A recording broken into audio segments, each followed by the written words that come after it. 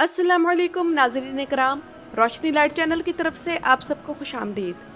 जैसा कि आप लोग जानते हैं कि बुराक ओज़्वित अपनी सुपरहिट ड्रामा सीरीज़ जो कि सल्तनत उस्मानिया की तारीख पर बनाई गई है, उसके 5वें सीज़न के अख्ताम के बाद आजकल रेस्ट बिल्कुल भी नहीं कर रहे, क्योंकि पहले उन्होंने अपने घर की शिफ्टिंग की है।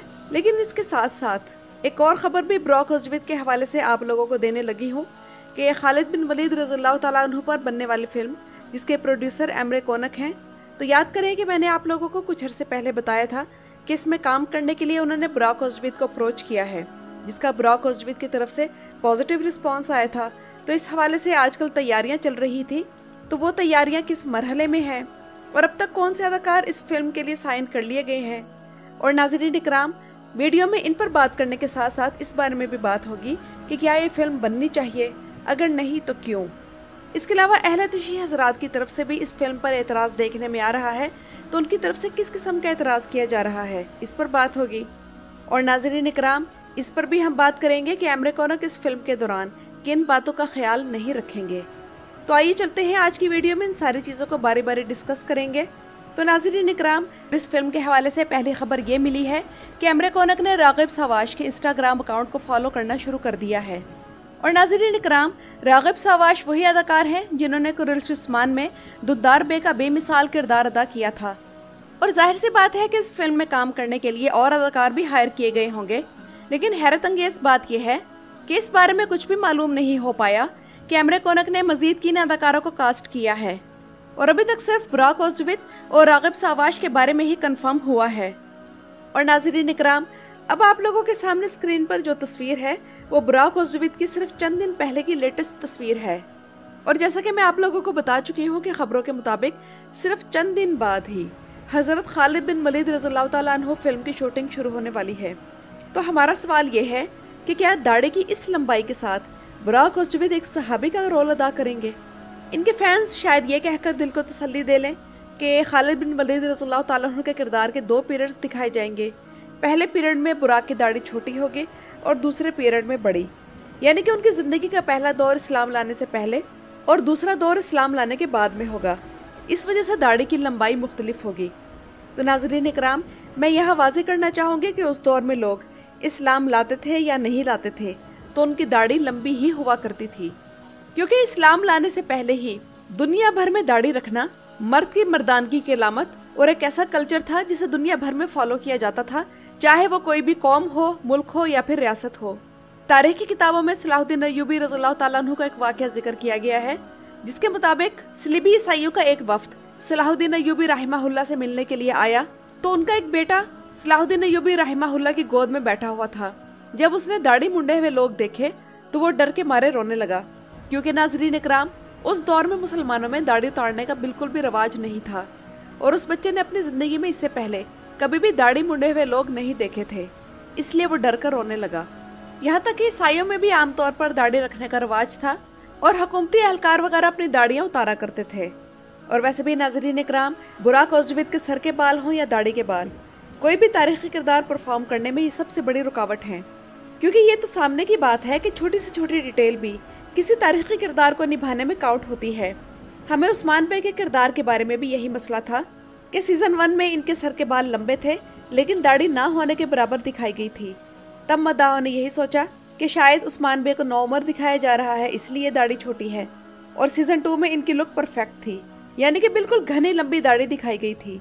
लेकिन इसके बाद मुसलसल सीजन 3, 4 या 5 में इनके सर और दाढ़ी के बाल छोटे होते चले गए और अब तक यही सूरत हाल है जिसमें कोई भी तब्दीली नहीं आई।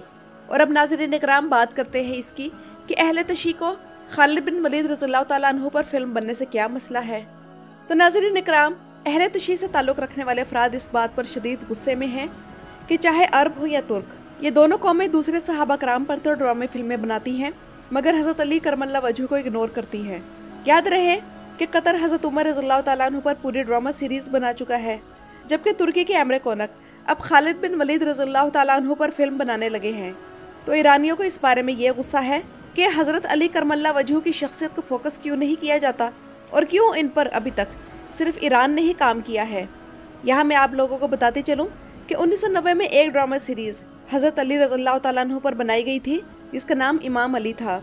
اس میں آپ کی تمام زندگی کو کور کیا گیا تھا، اور اس کے بعد اب تک حضرت علی رضی اللہ تعالیٰ عنہ پر کوئی بھی فلم یا ڈرامہ نہیں بنا۔ تو بہرحال ناظرین اکرام، یہ تو ایرانیوں کا گلہ تھا اس فلم کے بارے میں، اور میں آخر میں اس فلم کے بارے میں یہی کہنا چاہوں گی کہ عمرے کونک کا یہ فیصلہ بالکل غلط ہے۔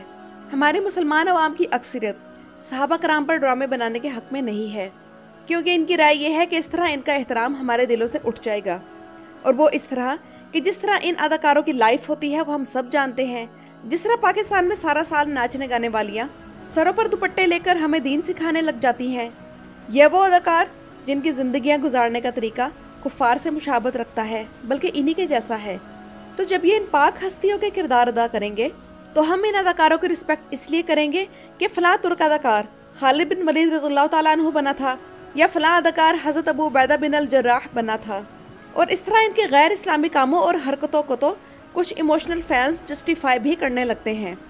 دوسری بات یہ ہے ناظرین اکرام کہ یہ سلسلہ رکے گا نہیں، اور یہ بات میں صلاح الدین ایوبی ڈرامے کے ریویوز کی ویڈیو میں کہہ چکی ہوں کہ جس طرح اس ڈرامے میں حضرت عمر اور حضرت ابو عبیدہ کو دکھایا گیا، اس کے بعد پھر انبیاء کرام کی باری آئے گی، کیونکہ ہم اس معاملے میں ڈی سینسٹائزڈ ہو چکے ہوں گے۔ آپ لوگ خود دیکھ لیں کہ مصر والے اس معاملے میں ہو چکے ہیں، تبھی وہاں انبیاء کرام علیہم السلام تک کی فلمیں بنائی گئیں۔